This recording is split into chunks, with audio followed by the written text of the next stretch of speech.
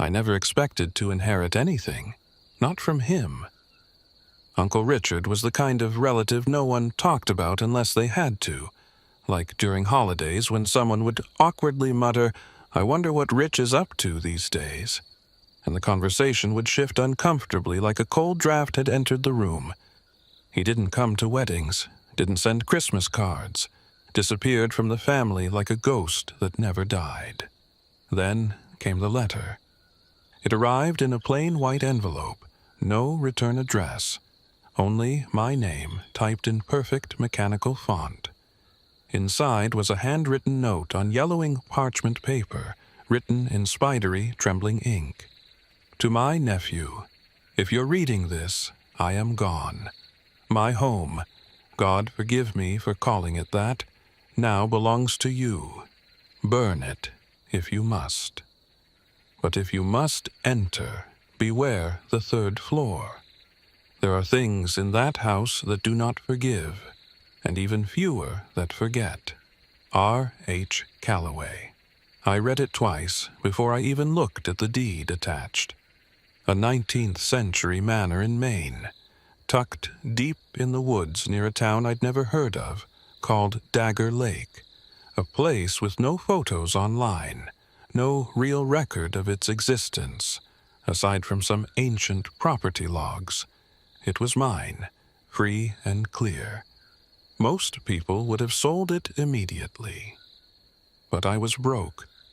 Like student loan rent overdue, dinner from a vending machine broke. I figured I could at least check it out. Worst case, I'd flip it. Best case, I'd finally have something of my own. I didn't tell anyone I was going. Something about the letter made me feel like I shouldn't. The drive to Dagger Lake took 6 hours longer than it should have. GPS stopped working after the last real town.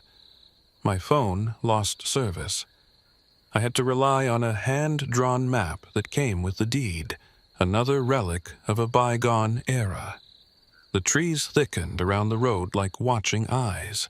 My car, an old beat-up Civic, groaned as I crept up the gravel path to the manor's gate.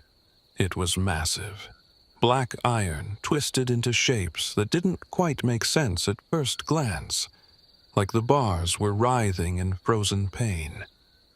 Beyond the gate sat the house. 3 stories of gray stone, broken windows, ivy-covered walls, and a roof that looked like it hadn't been touched since before I was born. The air around it felt heavy, like the woods themselves were holding their breath.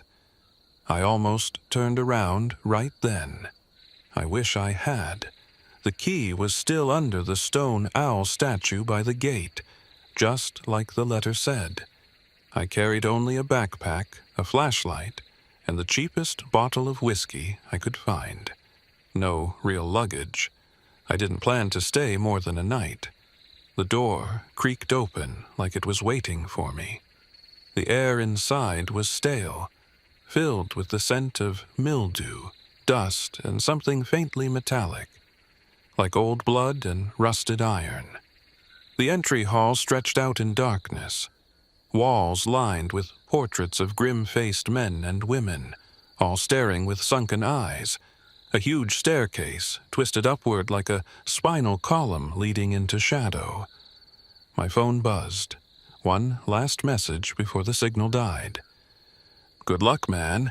Let me know when you're back in civilization. Jamie." I pocketed the phone. Then the door slammed shut behind me. No wind, no draft, just a sudden deafening bang that echoed through the entire house. That was the first time I heard it. Faint, just barely at the edge of perception. A whisper. It was so soft I thought I imagined it at first, like the air was exhaling words I couldn't quite understand. I froze, breath caught in my throat, listening. Nothing. Just the house groaning under its own weight. Or maybe something else. I told myself I was just on edge, that it was an old place, full of strange acoustics and history. I'd stay the night, take some photos, and leave in the morning. But even then, something in my bones knew I wouldn't. Not really.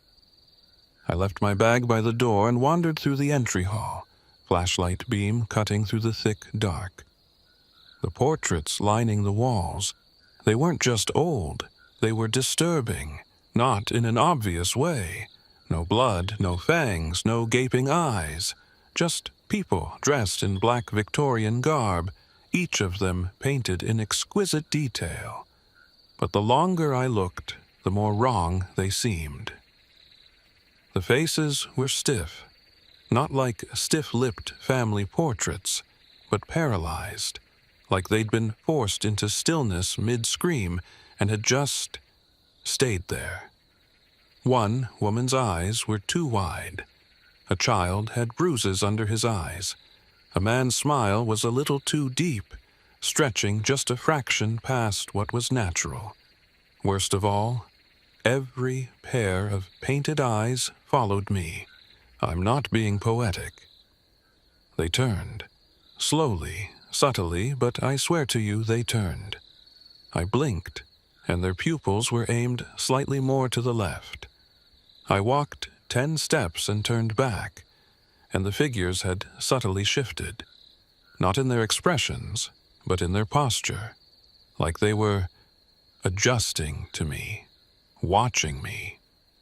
I told myself it was the light. Trick of the angles, old varnish, maybe. But I stopped looking at the walls after that. The living room, or what had once been a living room, was a cathedral of cobwebs and shattered furniture. Moths flitted in and out of cracked windows.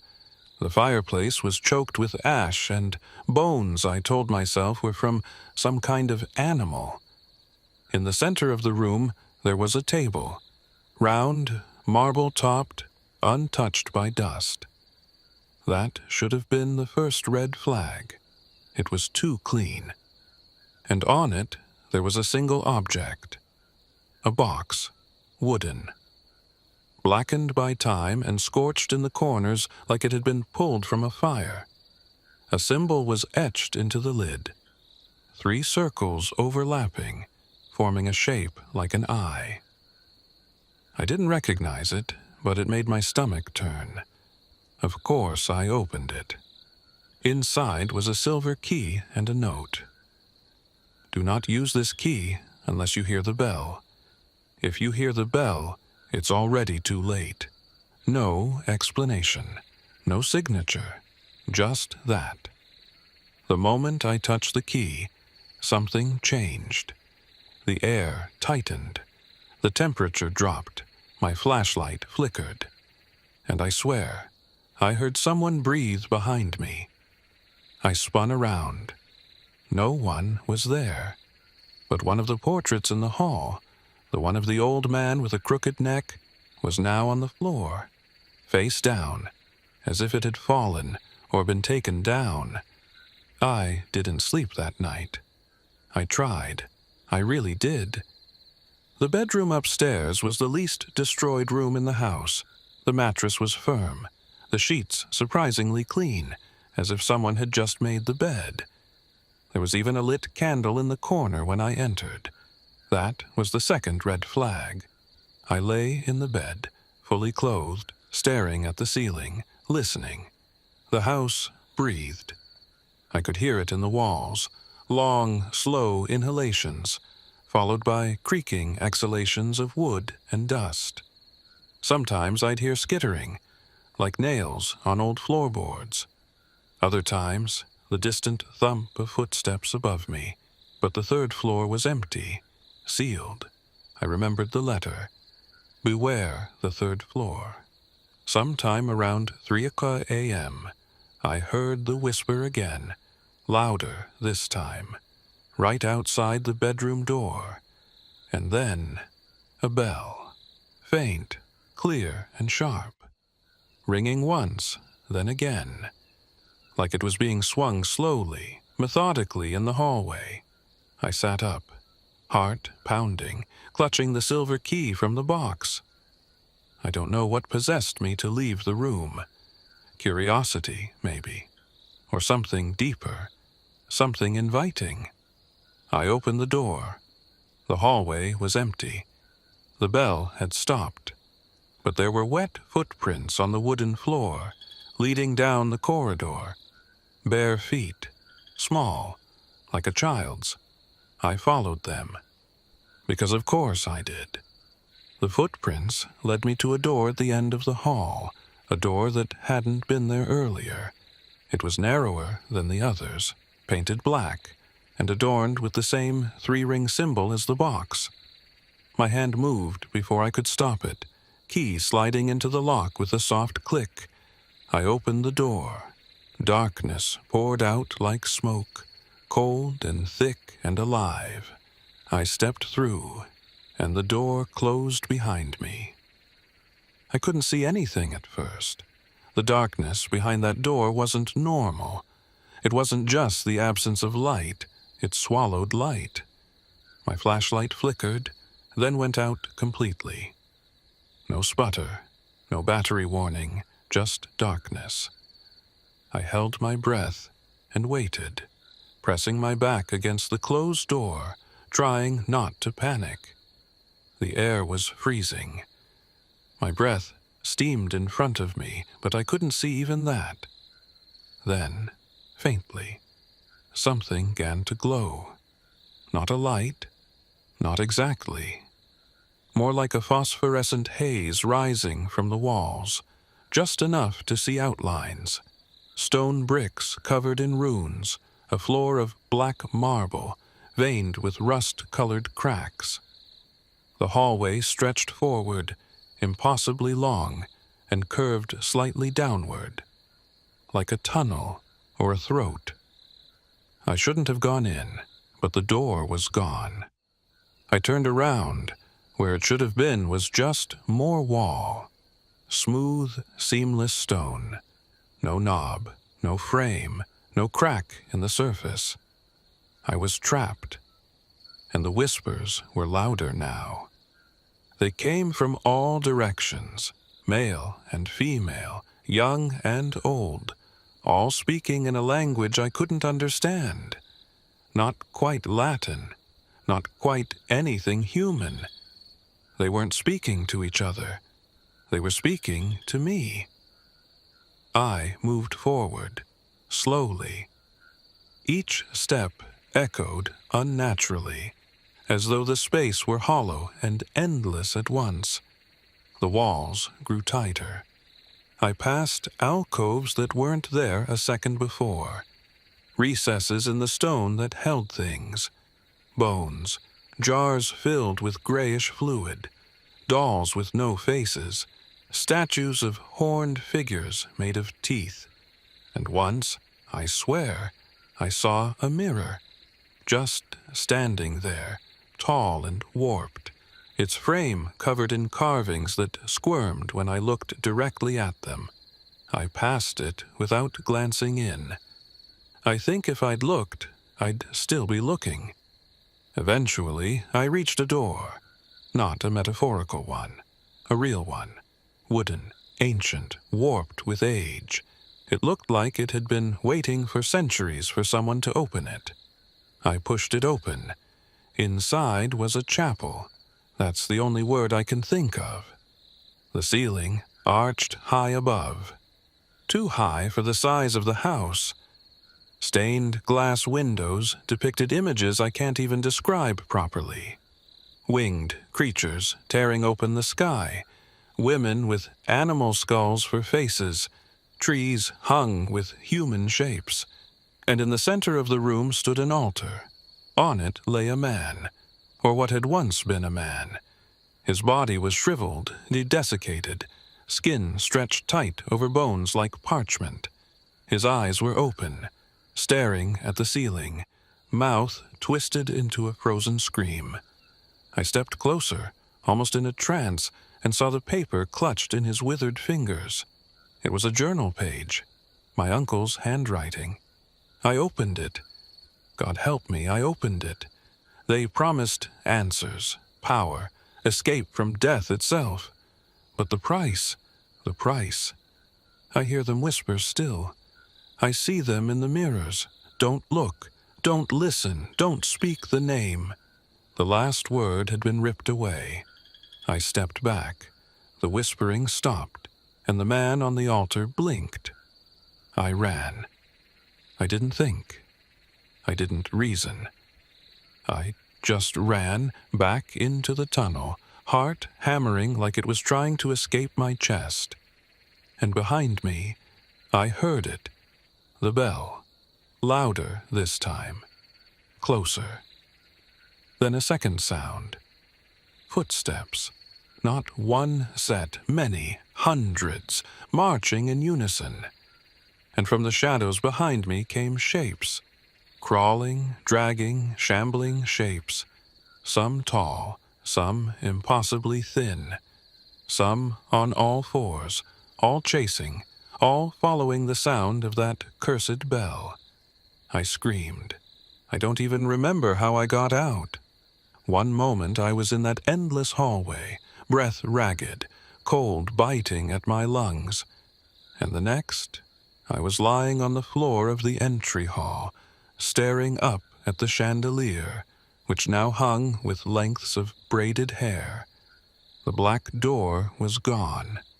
The footprints had vanished, and the house was silent again. But the whispering hadn't stopped. It was inside me now. I didn't leave the house. I wish I could say it was fear that kept me, or shock, but the truth is harder to admit. It was curiosity. Something had awakened in me that night in the chapel. A gnawing need to understand what I had seen, what my uncle had left behind. I tried to sleep after I escaped that underground nightmare, but the whispers never stopped. They no longer came from the walls. They came from inside my skull, curling around my thoughts like tendrils. And when I closed my eyes, I saw her, the woman in the veil. She stood at the end of the hallway each time I dreamt. Tall, motionless, wrapped in a black mourning dress that dragged across the floor. A sheer veil covered her face, but I could feel her watching me, not with eyes, with intent. Every time I tried to look closer, I woke up with blood on my pillow. Nosebleeds, headaches, migraines that felt like someone was peeling back my brain with a rusty spoon. I stopped sleeping. 3 days passed, or maybe more. Time inside the house moved strangely. The light from outside didn't change the way it should. My watch stopped ticking, the batteries in my phone died, and the clocks inside the house turned in slow, uneven circles. Some backwards, but each morning I'd find something new waiting for me. One morning there was a journal on the dining room table, another one of my uncle's.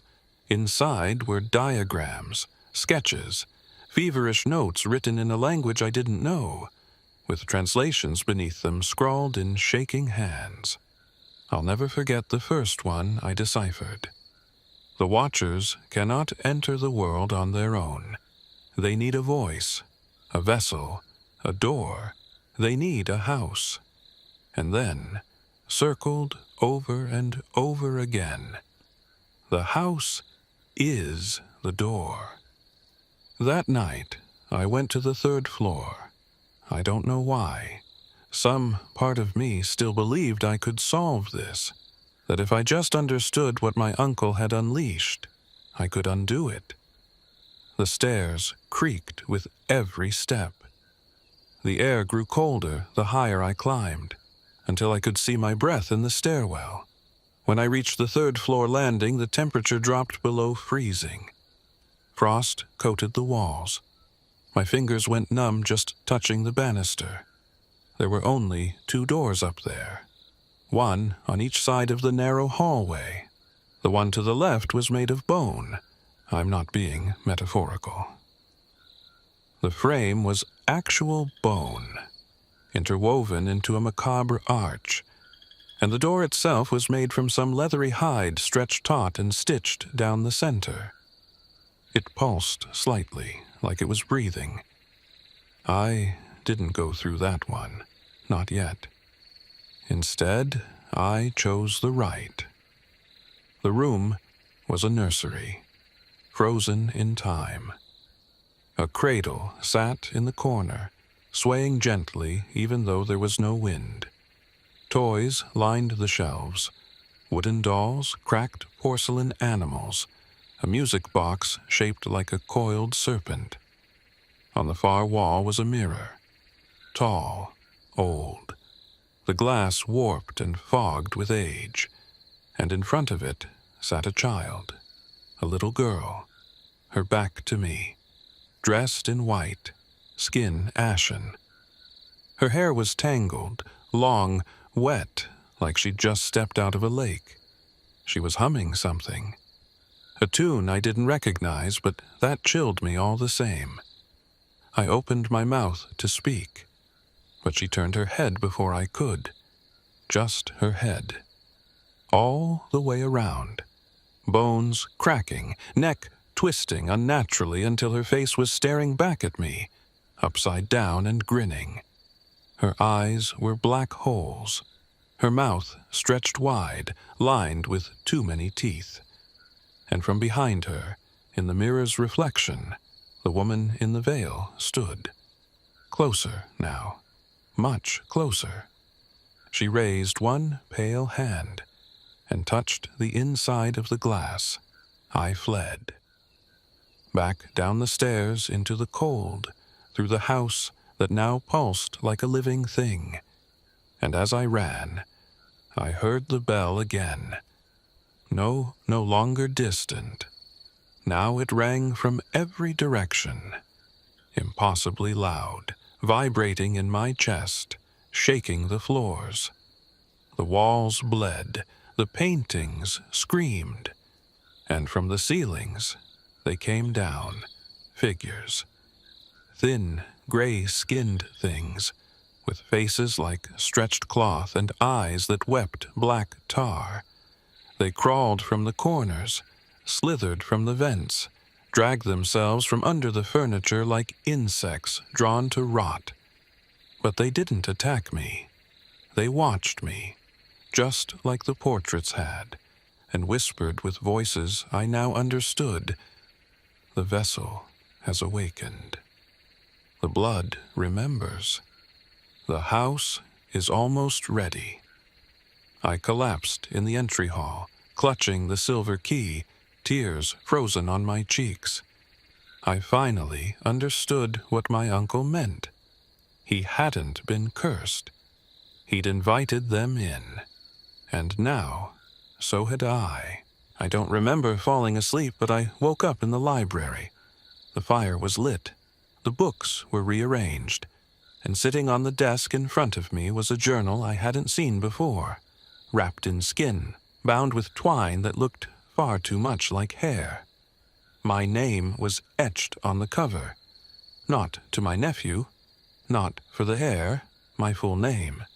The handwriting inside was unmistakably Uncle Richard's. You came. You always would. Blood remembers. The house calls us back. It called me. It called my father. And it has called you. I thought I could control it, that I could study it without succumbing. But the Watchers don't care about knowledge. They want presence. They want worship. The house is a church now, built on flesh and faith. You must not let them finish the rite. Burn the body. Break the seal. But if you hear the bell again, run. Don't look back. Run until your legs give out and your soul forgets. There was a map attached. Not of the house, of what was beneath it. The basement I had seen before was only the first layer. There were 3 more levels below, carved deep into the earth like catacombs. A spiral of madness and ritual that ended in a chamber simply labeled the vessel's birth. I didn't know what that meant, not yet. but I had to find out. I armed myself with what I could: candles, a rusty crowbar, the silver key, and the old flask of whiskey. And then I found the hidden door. It was behind the bookshelf, just like the map said. A small, circular opening barely large enough to crawl through, framed in the same three-ringed symbol from the box. The air that came out was hot, thick with the stench of blood, sulfur, and something worse: hope gone rotten. I went in. The stone staircase spiraled downward forever. The deeper I went, the more I heard it: the bell. Always distant, always just a few steps ahead, like a beacon leading me downward into the dark. The first level was filled with masks, hundreds of them, hanging from walls, nailed into pillars, scattered across the floor. Each mask was unique, some animalistic, others demonic, a few almost human. But every one of them had 2 black eye holes and red smears along the mouth. And they whispered, not just voices, but memories. I touched one shaped like a deer's skull and was hit with a vision: running through the woods at night, barefoot, chased by chanting figures in black robes. One of them held a curved blade. Another wore my face. I tore my hand away. The second level was a chapel again, but this time, people were inside. They stood in rows, motionless, heads bowed. Their skin was cracked like dry clay, mouths sewn shut with black thread. A pulsing red sigil hovered in the air above the altar, burning into my vision. Every instinct in me screamed to leave, but I couldn't, because behind the altar was a statue of her, the woman in the veil, 10 feet tall, made of bone and wax, draped in real fabric that fluttered in wind I couldn't feel. At her feet was a basin of blood. Floating in it, a fetus, perfectly preserved, unmoving, not decayed, human, but not. And written around the basin were 3 words, carved in a language I didn't know, but somehow understood: she must awaken. I staggered back. Something wet touched my shoulder. I turned.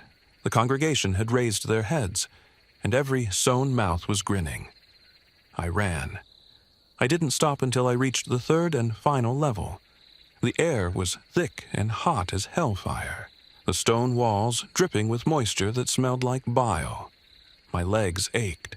My mind screamed, but something pulled me forward. I reached the final chamber, the vessel's berth. It wasn't a room. It was a womb, massive, living. The walls pulsed. Red veins throbbed under translucent flesh, and in the center stood an altar made of skulls, surrounded by candles that burned with blue fire. And on that altar was me, or a version of me, naked, motionless, eyes open, skin pale as milk, breathing, barely. I stepped forward, dazed, whispering, "What the hell is this?" And then she appeared. Not the woman in the veil. Not exactly. This one had no veil, no face, just a swirling, endless void where her features should be. She glided across the floor, arms open like a mother greeting her child. She spoke with 1,000 voices, male, female, ancient, infant. "The vessel is ready. The soul has been carved. The house will give birth to the new god. You will be its voice." And behind me, the bell rang. Once, twice, 3 times.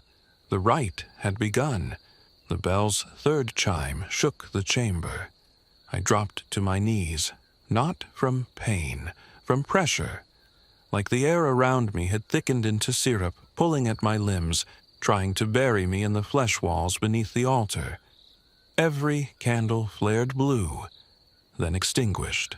The only light came from above, the swirling, endless black where the faceless woman's face should be. The altar self, the version of me, moved. Its eyes rolled, its chest rose, its mouth opened slowly, like waking from a dream. Then it spoke, with my voice. "I've been waiting so long to come back." I screamed, but no sound came out. My voice had left me. The faceless woman turned toward me, lifting her arms, and as she did, the altar self floated upward, limbs limp, head rolling on its shoulders. Behind them, the chamber began to shift, walls breathing faster, veins glowing with light that pulsed in time with my heartbeat. I tried to run, crawl, anything, but the air gripped me, my body locked, and then came the chanting. It rose from everywhere. Unseen mouths beneath the floor, voices of the dead, the drowned, the damned. I heard my uncle, my mother, my own voice repeating the same 3 words over and over. Open the way, open the way, open the way. That's when I understood. The house didn't just want me to be a witness. It didn't want me to understand it or stop it. It wanted me to become it. The bloodline, the dreams, the inheritance. It was never about what my uncle left behind. It was about what I'd bring forward. The vessel's birth wasn't the creation of a child. It was the death of who I was, and the birth of the thing they'd made from me. I don't know how I broke free. Maybe it was instinct. Maybe the last flicker of me rebelled. But I pulled the silver key from my pocket and stabbed it into the stone floor. A crack appeared. The chamber screamed, not the people, the room itself. The walls peeled back like skin tearing under heat. Blood sprayed from the veins. The air snapped back into place, and I could move again. I grabbed the candle nearest me, lit it from the gushing flame of the wall torch, and ran to the altar. The other me looked at me, smiled. Too late, it said. But I didn't listen. I threw the candle. The altar ignited instantly. Blue fire raced up the doppelganger's body. It didn't scream. It just watched me burn it, with eyes that didn't blink. The faceless woman raised her arms and wailed, and the house began to collapse. I don't remember much of the escape. Stairs turned to tunnels. Doors shifted behind me. Faces lunged from the walls, begging for help. The congregation in the chapel reached for me, melting into ash. The masks shattered as I passed.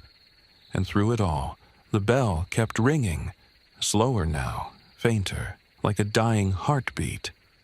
And then, light, real light. I crawled from the crawl space behind the bookshelf and burst into the main hall, just as the first rays of morning cut through the boarded windows. Dust danced in the beams like glitter on water. The house groaned, cried, and exhaled. Then it was silent. Epilogue. Whispers in the frame. I left the house that day. I walked 3 miles through the woods barefoot and bleeding. A hiker found me collapsed on the road. He said I was muttering something, over and over. I am not the door. I am not the door. They brought me to a hospital, kept me for observation, told me my uncle had died of a stroke years ago, and the house had been abandoned long before that. No journal, no portraits, nothing but a decaying ruin filled with mold and bats. No evidence of anything I saw, except one thing. The silver key, still in my pocket, untarnished, warm. And sometimes at night, when I can't sleep, I take it out. I swear I hear the bell again, ringing faintly, calling me back.